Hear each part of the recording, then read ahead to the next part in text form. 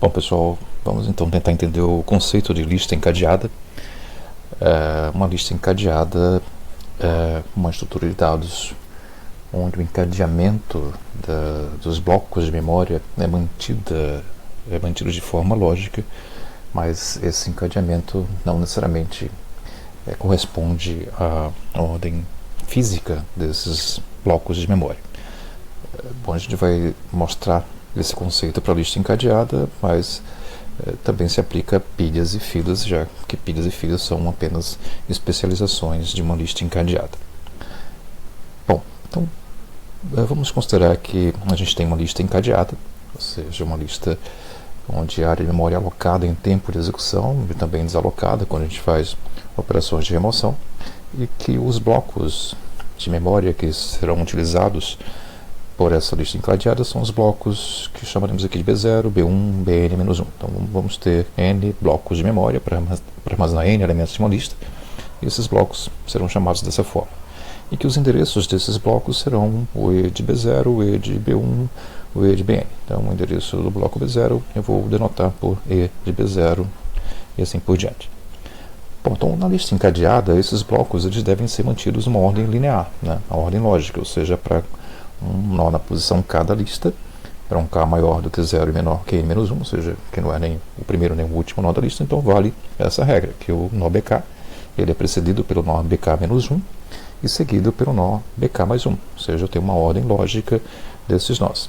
Entretanto, não existe nenhuma garantia que a ordem física desses blocos aconteça, né? Então eu não garanto que o endereço do nó BK-1 seja menor que o endereço do nó BK, que por sua vez seja menor que o endereço do nó BK mais 1. Ou seja, essa ordem física não acontece como aconteceria na representação sequencial. Na representação sequencial, a gente usa um vetor é composto por áreas de memória contíguas, uma área de memória sequencial, o que não acontece aqui agora na representação encadeada dessas estruturas.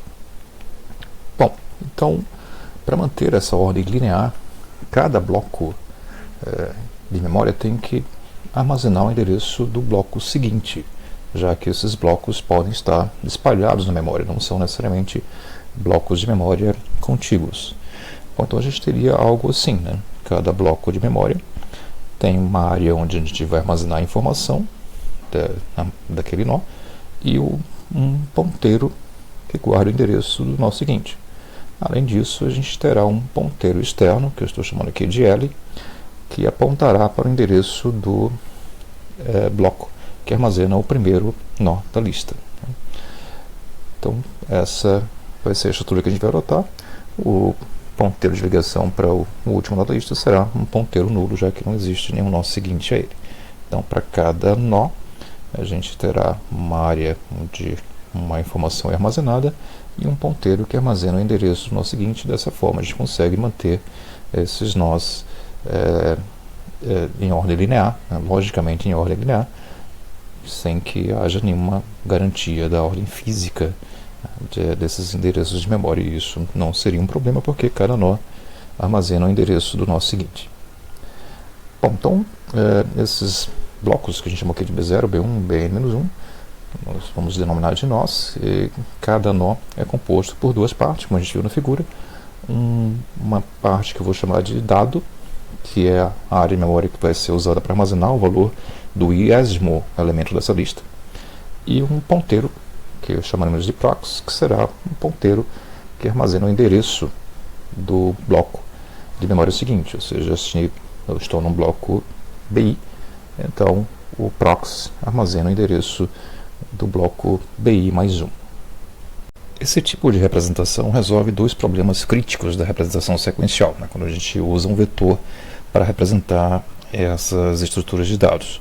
Bom, o primeiro deles é o subdimensionamento do vetor, ou seja, quando você cria um vetor muito pequeno e aí ocorre um overflow, um estouro da capacidade desse vetor quando você tenta fazer novas operações de inserção. Então, eu preciso armazenar mais elementos na lista do que a capacidade do vetor. Ou o superdimensionamento, você cria um vetor grande demais e durante a aplicação eu preciso usar apenas uma pequena parte desse vetor. Então tem um desperdício de memória nesse caso. Bom, além disso, no caso de listas, não ocorre nenhuma movimentação de dados no vetor porque não existe um vetor. A gente tem um conjunto de blocos de memória encadeados através de ponteiros.